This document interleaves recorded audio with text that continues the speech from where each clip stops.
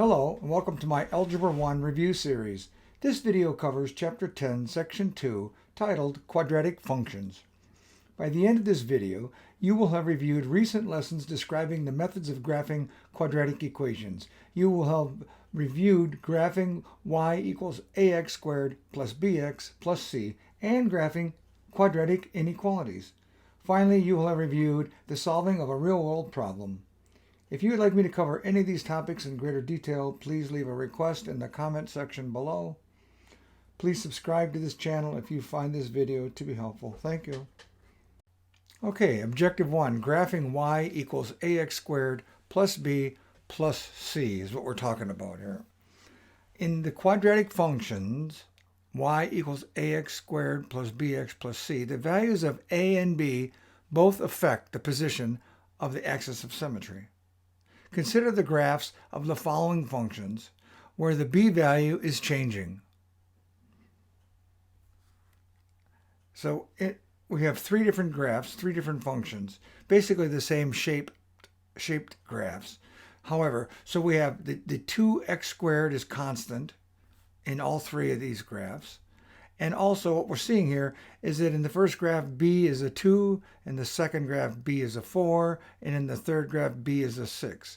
Well, as this b value changes, and I should remind you that a could be changing and also causing movement here in the axis of symmetry, but we're holding it constant so we can just pay attention to the b value. So when in this particular first equation, when b is a 2, we're going to see that right here, the axis of symmetry falls right through x equals minus 1/2. So over here in the middle one, the middle graph, when b is a 4, we see that the axis of symmetry moves right through -1 for the x value. And when we do the same thing, we raise up the b value in the third graph to 6, we see now that the axis of symmetry is moved with this b movement to minus 1 1/2. So it's constantly moving as you move the b, and if we move b the other direction, it wouldn't matter. We'd see the axis of symmetry moving back and forth. And it says here, notice that all three graphs have the same y-intercept. Right here, x equals 0, y equals 0, x equals 0, y equals 0, x equals 0, y equals 0. Okay, and what's going on there is because all three equations, c is 0. Given that the a value remains constant, the axis of symmetry with each change in the b value, which changes with each change in the b value, the equations of the axis of symmetry is related to the ratio of b over a. So when they talk about noticing that when x is 0, y is 0, that's again because there is no c value up on the top. There's nothing to shift it up and down. So at all times, if you set in any one of these equations, if you set x equal to 0, you're in the first term, 2x squared goes to 0. The next term, b times x goes to 0, and all that's remaining is c. And that is your c. That c value is your y-intercept. In this case, it's 0. So, and remember, the equation of the axis of symmetry is related to this ratio of b divided by a. That's not necessarily what the axis of symmetry is, but it's related to it. And we're going to look at that in an upcoming slide. Okay, Objective 1b, that's carrying on from the previous slide. This is a second slide for Objective 1, graphing y equals ax squared plus bx plus c. So the equations, we've looked at those. The first one, y is 2x squared plus 2x. Then the next one's y is 2x squared plus 4x. And then finally, y is 2x squared plus 6x, way down here on the right-hand side. And if we look at the b divided by a, just looking at b divided by a, because we talked about that in the previous slide, that's that ratio, important ratio, to coming up with the axis of symmetry. Well, it's a divided by b, b divided by a, And when they say b here, be very careful. They're not talking about just the b term itself. If b was -2, then this would be -2. B would be a -2. So it wouldn't hurt you if when you're writing your B term over A, you could write it as the B term over the A term, because A might be negative and B may be negative. Okay, I'm just reminding you, it's the entire sign, the number with the sign. Okay, so if B was negative, then you'd have to have a negative B, in here, whatever the value is. Okay, so now B over A is, in this case, in the first equation, it's B, which is the 2, the blue, see B right here, 2 over 2, which is a 1. And the A value is red here. And on the next equation, it's the 4 over 2, the B over A, 4 over 2 equals 2. And in the final one, it's B, 6 over A, 2, 6 over 2 is 3. Those are the ratios for the B over A. Now the magic of the B over A is when to find the axis of symmetry. Look at what the axis of symmetry did on the previous slide. X was in this equation here, where we know that it's 1 is the ratio that we were talking about, minus 1/2 is what the axis of symmetry, the x value of the axis of symmetry is. So notice I highlighted the 1 here. This orange 1, there's the 1. It's 1/2 of the original number. Well, let's go to the next equation. It's a 2. So it's -1 or -2 over 2. Because it's 2 over 2 times 1. The number is 2. The B ratio is B over A. So this value here, this 2 is the B over A. And we're dividing each side by 2, dividing it by 2. So, or multiplying by 1/2, -1/2. Same here. If you take the 3 and multiply by -1/2, you get -3/2.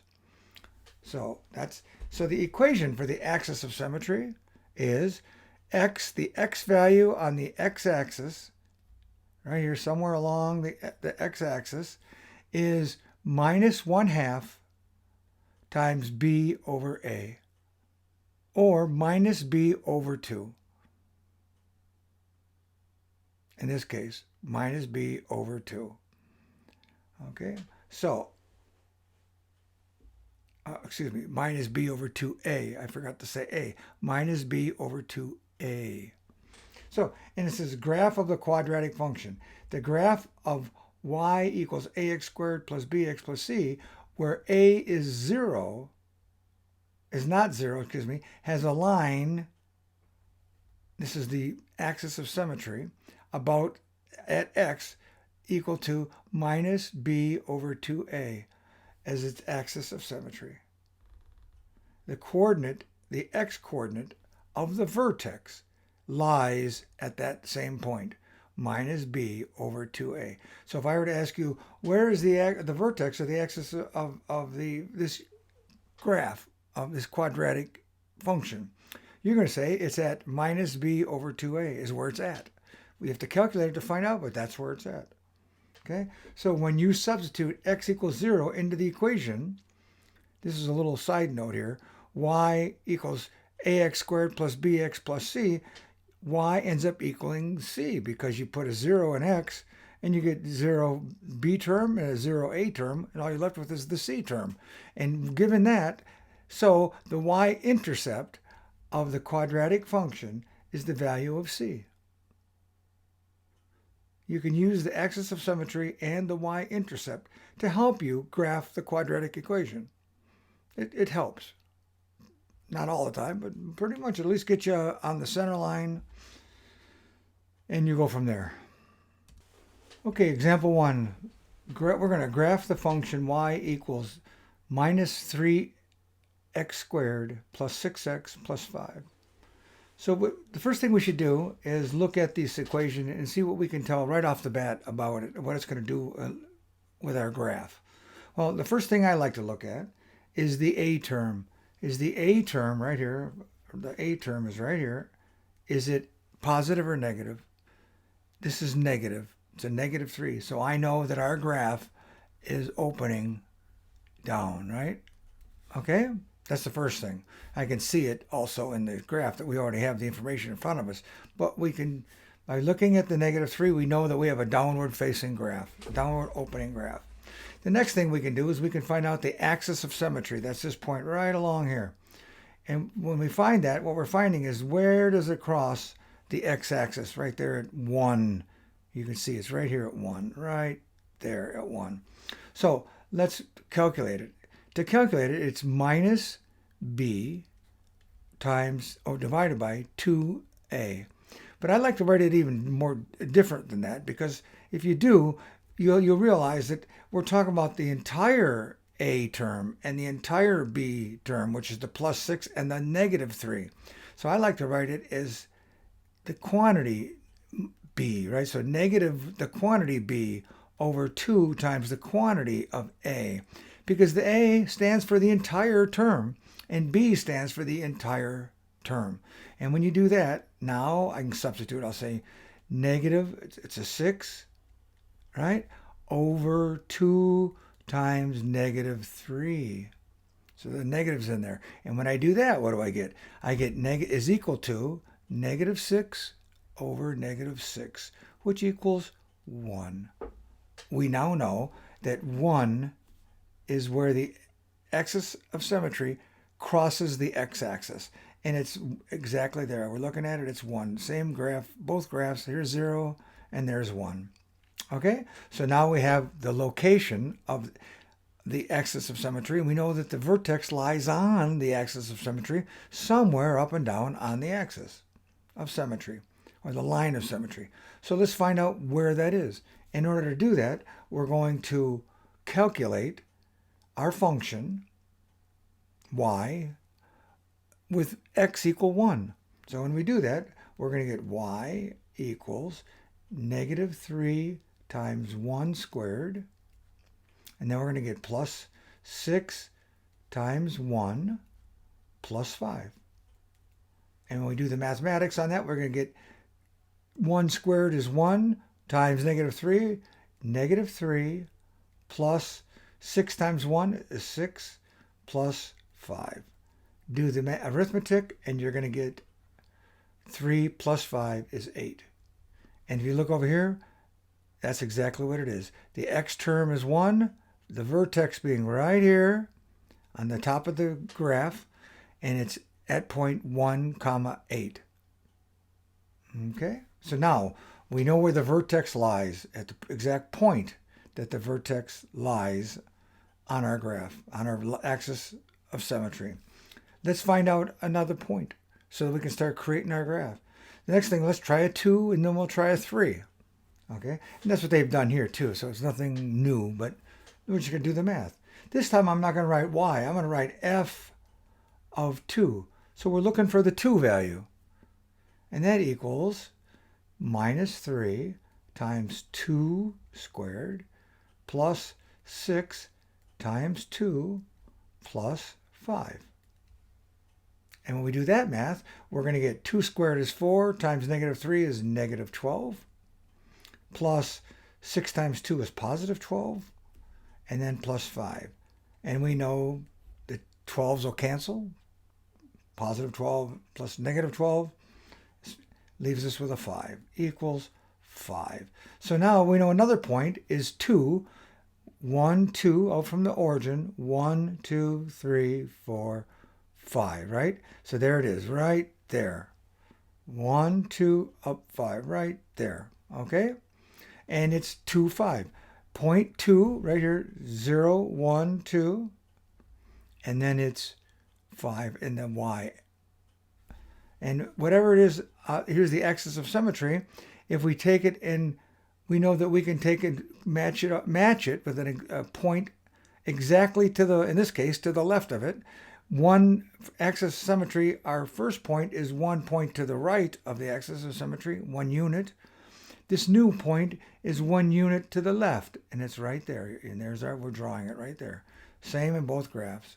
And it's, so the first point is x equals 2, y equals 5. Our new point is x equals 0, y equals 5. Okay, here's 0 on the x.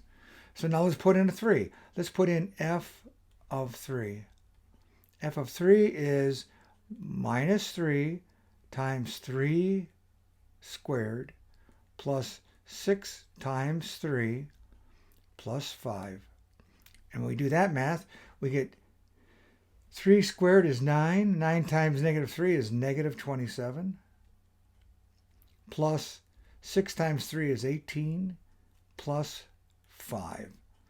And now we have to add these up. Well, 27 minus 18 is how much? 9. The larger number is negative, so it's negative 9. Negative 9 plus 5 is equal to negative 4. So our new x value now is negative, or not negative 4. Or it's a negative or positive. It doesn't really matter. I think I messed that up. Let me take a look at this, see where I messed it up. Nope, I didn't mess it up. I'm thinking something was wrong. It's negative 4. And now that I look at the graph, of course it is negative 4. Here's our y value right here, negative 4. Sorry for having that pause, but something looked funny to me, and I guess I had to straighten it out in my head. So now I have that point. So we have 3, x equals 3, and y equals negative 4. And that's right here. X equals 3. 1, 2, 3, and negative 4. 1, 2, 3, 4. Okay, so now we have to have a point of symmetry, which is the point. This point is 2 units to the right. We're going to write in the same y point, we're going to go 2 units to the left. And here we are. Negative 1. It's negative 1, negative 4. So there's our graph. We laid it out. It's perfect. We can try to draw it and fill it in. You know, this one here, if you tried to fill it in, you would kind of go like down like this. And then you, it's hard to draw these, but, you know, at least it's hard for freehanded them. But there's the same kind of a thing. Our numbers gave it to us. Okay? Okay, example 1, check your understanding. We're going to let you do it on your own. See what you come up with. I've given you a graph. And I've given you a place to write your terms so that you can calculate. I've got the function. Everything's there. Think about it. Try it out and come on back and see what you come up with. We'll do it. Try to do it together here and see what goes on. Okay? I'll wait for you. Okay, now that you're back, I'm sure you've got the right answer. We're going to see if we can get it together. So what's the first thing we have to look for? From the last slide, I said the first thing to look for is the a term. Is it a positive or negative a term? And we look at this graph and we see that it is a positive a term, 1. Well, that means that this is a graph that opens upward. It's a positive term. That's good to know. Now we want to find the axis of symmetry. Somewhere on this graph, located on the x-axis, we're going to find a vertical line that's called the axis of symmetry. And that is found by taking negative the quantity b over 2 times the quantity of a, and that equals what? In our case, negative 6. B is negative 6. So negative the quantity of negative 6 over 2 times a, and a is a positive 1. Positive 1. And when we do that, negative times a negative is a positive, so it's 6 divided by 2. And 6 divided by 2 is 3. So our axis of symmetry is on 3. If this is our origin, maybe I'll do it in red. How's that? If this is our origin right here, 1, 2, 3 is what our axis of symmetry is. And I'm going to have a hard time drawing these. I'm not good at it, but just bear with me. You know, we're going to go down here. Okay, and up. It's not a very good line, but you know it's up there somehow, okay? And it's opening up.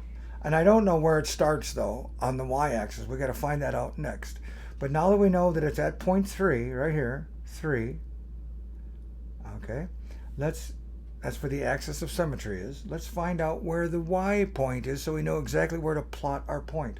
And we do that by calculating, running our quadratic function through the point 3 and see what it comes up with. Well, if we do that, I'm going to get f of 3 is equal to x squared, which is 3 squared, minus 6 times 3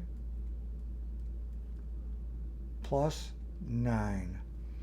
Okay, so what is that going to give us? I hope that's going to give us the y position of the vertex. We already know the vertex is on 3, so let's find it. So 3 squared is 9, minus 6 times 3 is 18, minus 18. Okay, so now we're at minus 9 and plus 9. So it looks to me like our answer is going to be 0. So it looks like the vertex is right where I drew it right now. This is our vertex. And it's opening up, so we know the graph is going to go up. Right here, right? So there it is, right there.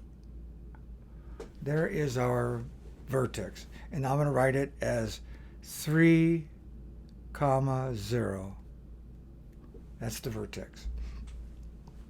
So now that we have that, we need to find a couple more values. And I'm going to put in, when it's 3, we can start at 0. So I'm going to put 3 right here.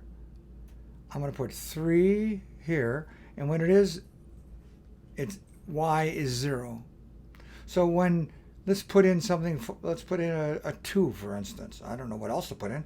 Let's put in that would be going, we could do a 4 too. Let's do a 2. So if we do f of 2, we're going to get what? 2 squared minus 6 times 2 plus 9. And when we add these up, it's 4 minus 12 plus 9. And 4 minus 12 is going to be minus 8 plus 9 will be equal to 1. So now when we put in, I don't know, we could do, we'll go this way for the 2. 2, and it's 1. You want to do a 3? Let's do a 3. No, we did 3. Let's do 1. Here's 1. So f of 1 is equal to 1 squared minus 6 times 1 plus 9. And 1 minus 6 plus 9. 1 minus 6 is minus 5, or negative 5, plus 9 is 4, is equal to 4. So now our number is 4. So I'm going to plot, we have the first one plotted. The second one is 2, which is this way, right here, 2, and it's 1. 2, and this is 1. So here's the plot 2, 1, 2, comma 1. And the next one is 1, comma 1, 2, 3, 4. Okay, so if this is it, so we know that this is our axis of symmetry. We know that we are 2 units to the left for this, for, what was that, 1, 1, comma 4. We're now going to be 1, 2 units. So it's going to be 3, 4, 5, comma 4. 5, comma 4 for this dot. And this dot is 1 to the left. We're going to go 1 to the right. Okay? And there's our graph. I mean, it's not going to be a great picture, I don't think, but I'm going to go right up here. Sorry for missing the dot. I should have hit the dot, but I can't draw that well. But there it is. We know our vertex, we know the location of our vertex, and we see the graph. We have some numbers for it. Good, I hope you got the same numbers. Okay, example 2. It's a real world problem. And I can tell you that this is where math started to get fun for me when I was a young boy. Started to see problems like this. Kind of makes you realize how fun mathematics can be. But so I'm going to stop reminiscing. We'll just talk about this. Fireworks. We're going to talk about fireworks display here. In a professional fireworks displays, aerial fireworks carry stars upward. They call these things stars. They ignite them and they project them into the air. Okay. Suppose a particular star is projected from an aerial fireworks at a starting height of 520 feet with an upward initial velocity of 72 feet per second. How long will it take for the star to reach its maximum height, and how far above the ground will it be? So what they're saying is they've got this star attached to a rocket, and they light the rocket, and the rocket flies into the sky. And when the rocket gets to 520 feet, I guess it somehow explodes or whatever, I don't know, and it ejects these stars. And these stars that it ejects, this particular star, it ejects at 72 feet per second. So it's going up, it gets to 520 feet, and boom, it shoots a star into the sky, and it's still going upward at 22 feet per second. Okay, so now they want to know how long will it take for the star to reach its maximum height. Okay, so what's going to happen is the star is going to take off flying up, and then it's going to slow down, and eventually it's going to just kind of turn around and come back down to Earth. So when is it going to actually do that turnaround? Okay, when it's no longer going up and it hasn't started going down yet. And how far above the Earth will it be when it does that little turn around? So the equation, and they're going to give us the exact equation to solve this. And this, you'll see this, if you continue on in your mathematics, you'll see these types of equations quite a bit.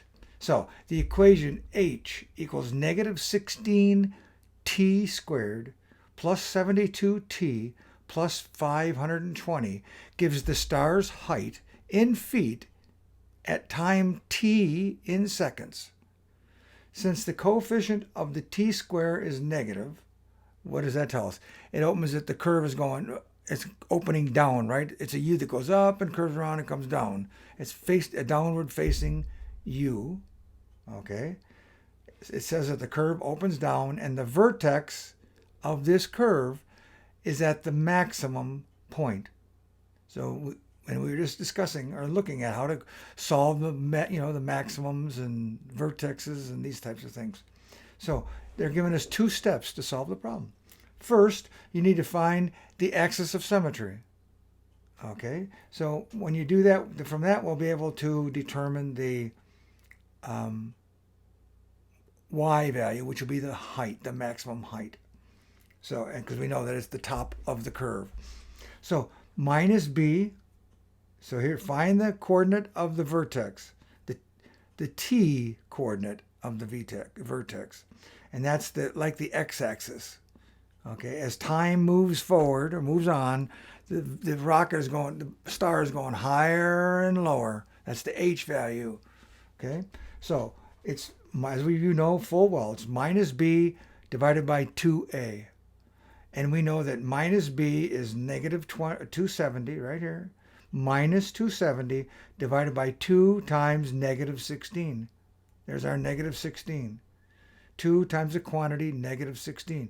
And when you solve this, you end up with 2.25 seconds.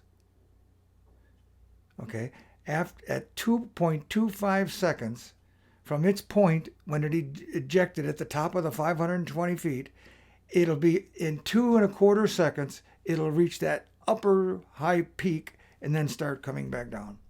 Okay, it'll be at its maximum height. So that's the first step. And then the second step, it says, find the h coordinate of the vertex. So now we know it's going up. We see, where it is in the x value. Now we want to find out what the height is, and that's going to be the feet, right? So find the h coordinate of the vertex. So in order to do that, we're going to fill in, like we did the other ones, we're going to fill in the time in the equation, and we're going to solve it. So h, right here, h is equal to negative 16 times t squared, and t is 2.25 squared, plus 772 times 2.25 plus 520.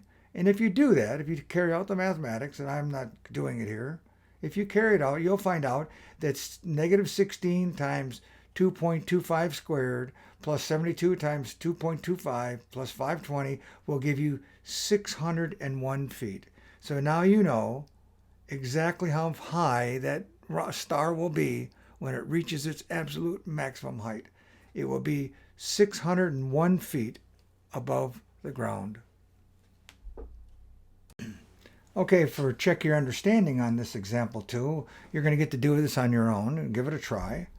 And I'll read the problem to you. And then when I'm done reading it, you can stop the video or stop it whenever you want, but sooner or later you come back and we'll finish it. A ball is thrown into the air with an initial upward velocity of 48 feet per second. Its height h in feet after t seconds is given by the function h equals minus 16t. We've seen that just previously, and I told you you're going to see it quite a lot in math if you stick with it, and you should, plus 48t plus 4. So it says, in how many seconds will the ball reach its maximum height? And then what is the ball's maximum height? So go ahead and give it a shot. When you come on back, we'll do it together. Okay, now that you're back, let's see what we can come up with. First of all, as I said, look at your equation, your quadratic function here, and find out that the a term is negative. So that means that what? That means that your ball is going to go up and then come back down. It's a downward opening U. Okay, they're almost always this way, but that's the way it goes.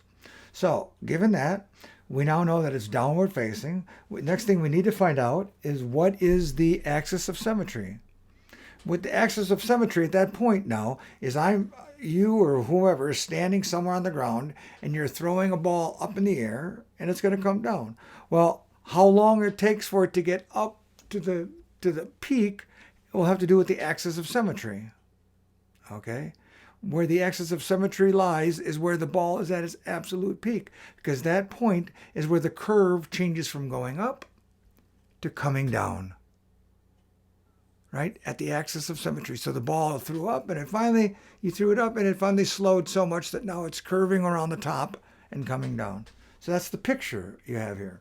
So let's find out where is the axis of symmetry, which is how many seconds will this ball be going up before it starts turning around and coming back down. And we do that by saying what? We do that by saying minus b, and I'm going to say the quantity b, divided by 2 times the quantity of minus a. Not minus a, excuse me, of 2a. Sorry for that. I'm going to erase it just so there's no confusion. Okay, I'm just going to say a there. 2a. Thank you, Bob. Okay, so now what is it? We're going to look at 48, positive 48 is our b term. So it's minus 48 divided by 2 times minus 16. Minus 16. And that equals what? 48 minus 48 divided by minus 16, 2 times minus 16 actually ends up being, the negatives will cancel, ends up being 48 divided by 32. And that equals, if you reduce the fraction, it ends up being 3 halves. Or 1.5. Okay?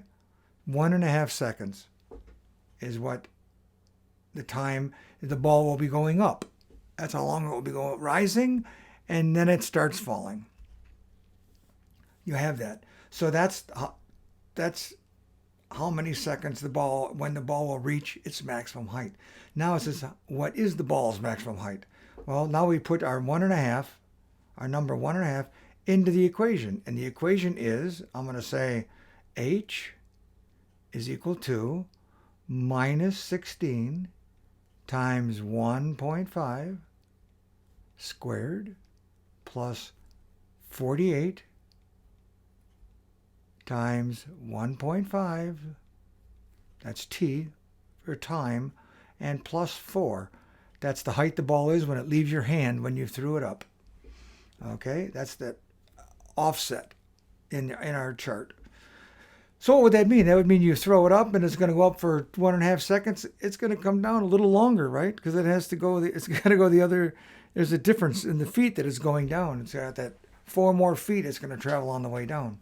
But needless to say, minus 16, h equals minus 16 times, what is 1.5 squared? It's 2 1.25 plus 48 times 1.5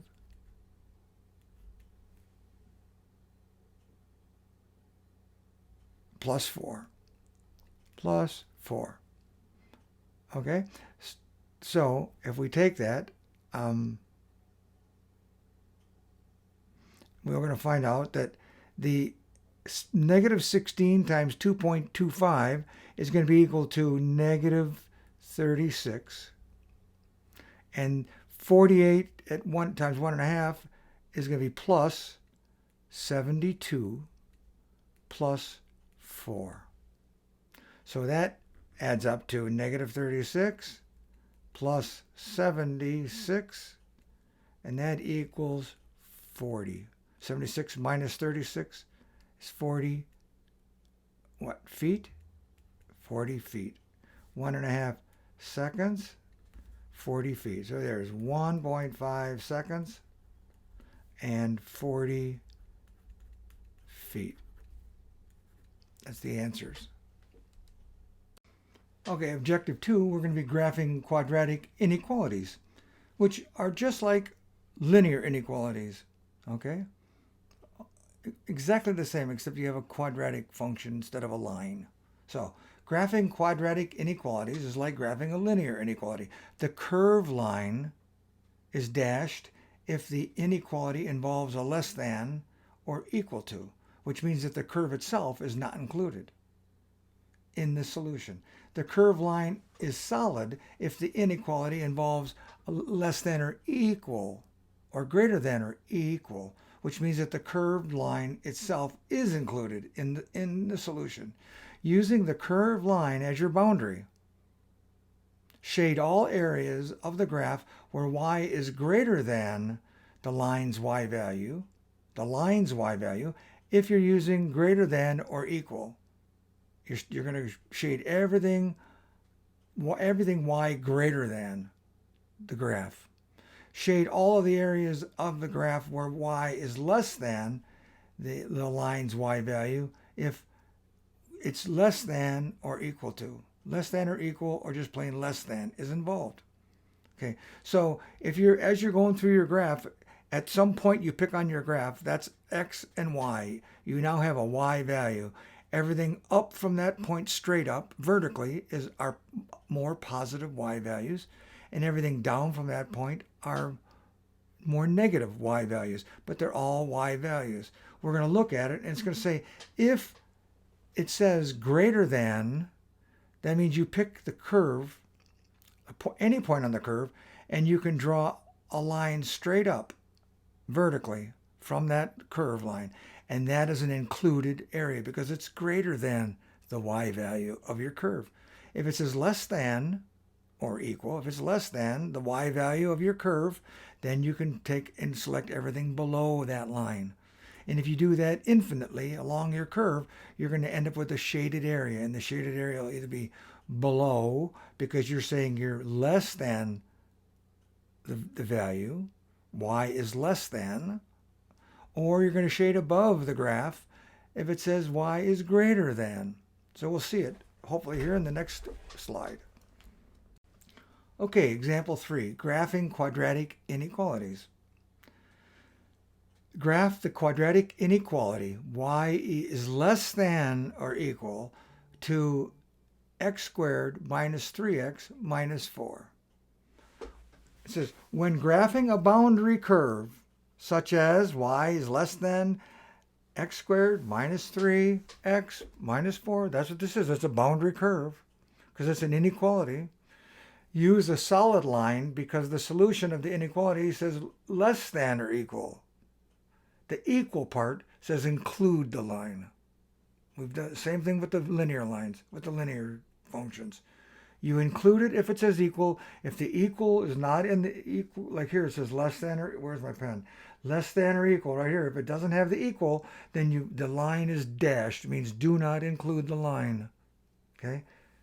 Shade below the curve.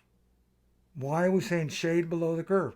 Because it's less than. So pick a point on the curve. I'm going to pick a point right here. I don't know what the point is, but right here it looks like it's about -4. I don't know, but it's close. There's a point. The value of the y at right here at x equals 3 is y equals -4. It is a solid line, so that y equals -4, right? Or that point 2 comma -4 is included in the solution because it's less than or equal. Y is less than or equal. But it says less than, it means you also have to, and I'm just going to draw it down, you can include every dot forever in this direction, downward. And if you pick this point here, you can include every dot straight down vertically forever. And you can include every dot here, and every dot here, and every dot here. And as you see what I'm doing, no matter where I go, I'm drawing in and filling in this graph. If I did this enough times, eventually, what would I get? I would get all this pink area out here. That's the shaded area. Everything, including the line, is shaded. That means that these are all solution, all these dots. Any XY combination of any of these dots. This one here is -3, -4, right there. -3, -4. -3, -4 is a solution to this inequality. But anything above the graph, up here above the graph, my 2 minus 2, 1, 2 comma 1 is this point right here is not part of the solution. So it's not shaded. So when it says equal, you include the line, but if it's less than, all you do is look at where the line is, start where the line is and draw a line down if it says less than, draw a vertical line up if it says greater than. And that's all you have to remember when doing these. It's either up or down, and it includes every dot in between. Okay? But now I think you're going to do one yourself. Okay, example 3, check your understanding. These are for you to do. It's the last slide. Yippee.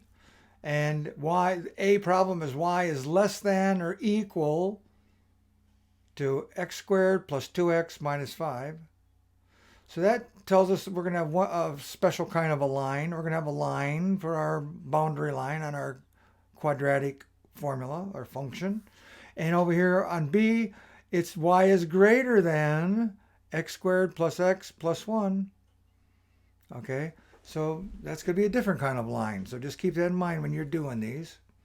And when you come back, we'll do them together.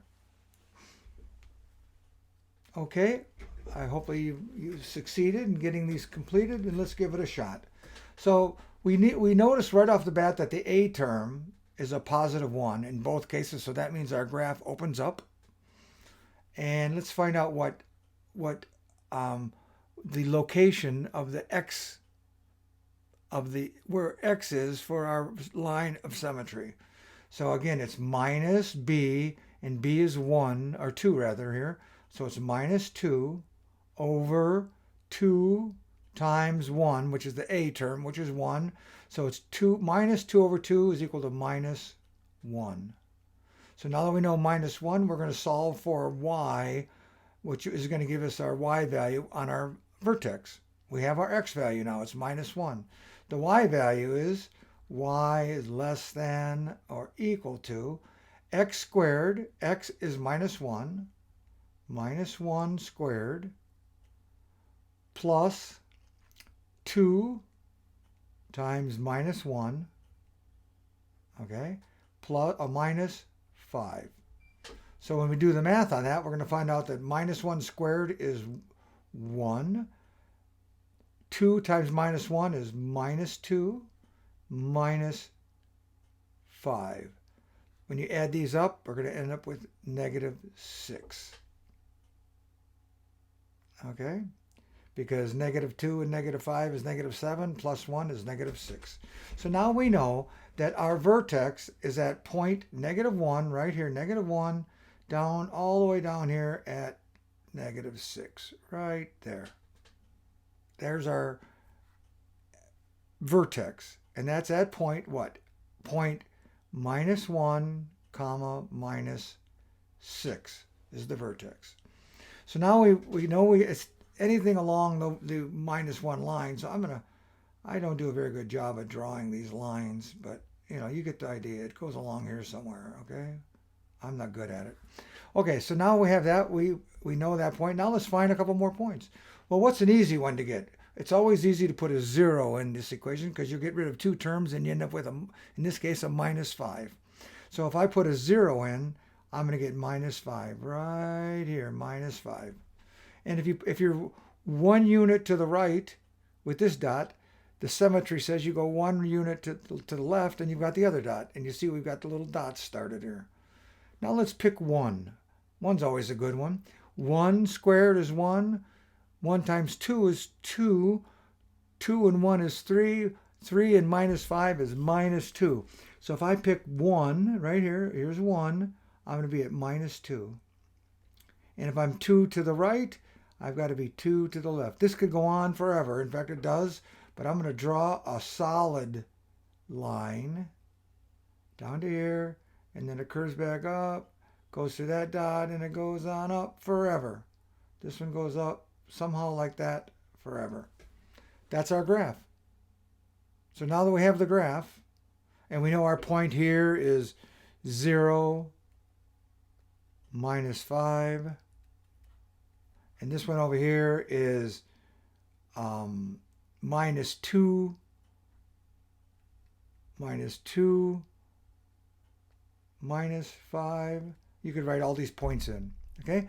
But now the next question it asks is, what is the shaded area? Well, I'm going to shade this in orange, okay?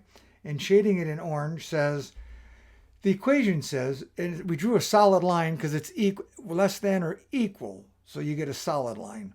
So now it says that your y value at any time, no matter what x you pick, is either equal to the graph. We've done a lot where it's equal to the graph. Y is equal to the graph, and we've drawn these all the time.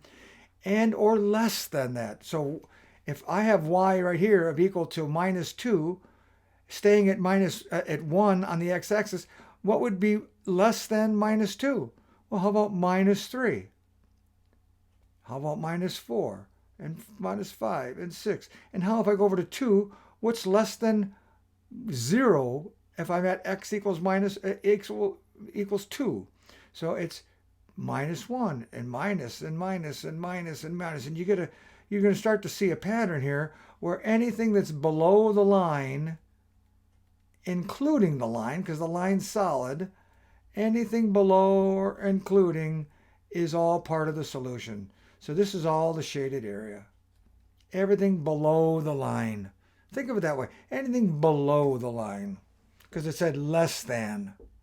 And now we're going to go to B. It says greater than. We're going to get the B. We're going to get the axis of symmetry. And we're going to do that by saying minus. The B term is a 1. -1. Okay, this is x is equal to this, by the way, over 2 times 1. Again, we're at minus now, -1/2. So if you put -1/2, that's right down here. -1/2 is way down in here, right on top of the numbers practically, right? -1/2. X is equal to -1/2. And it's hard for me to draw these, but you get the picture.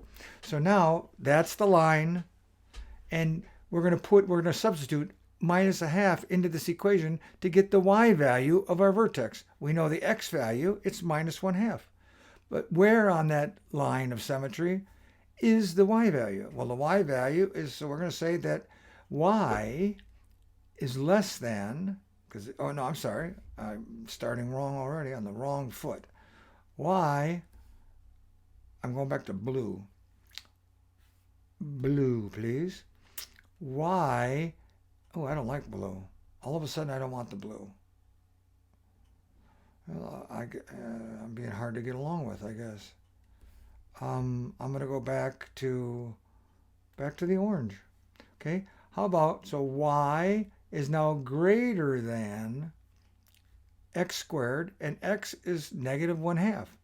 So -1/2 squared plus 1 times negative 1/2 plus 1.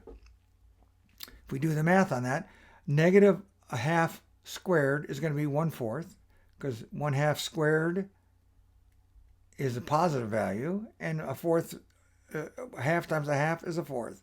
So again, y is the greater than, and it's plus what? This is a half and 1. So this is a half. 1 plus 1/2, or plus a negative 1/2, is a half, 1/2, and a quarter. So it's 1 3/4. It's just 3/4. So we've got 1/4 minus 1/2 plus 1, and that's equal to 3/4. And what is it? Is it plus? Everything's plus. So it's 3/4. So we're going to be right up here, right at 3/4. Right, I'm going to draw it in red.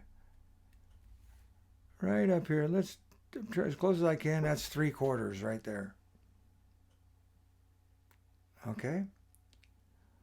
So now that we know the location of the vertex, which is minus 1/2, 3/4.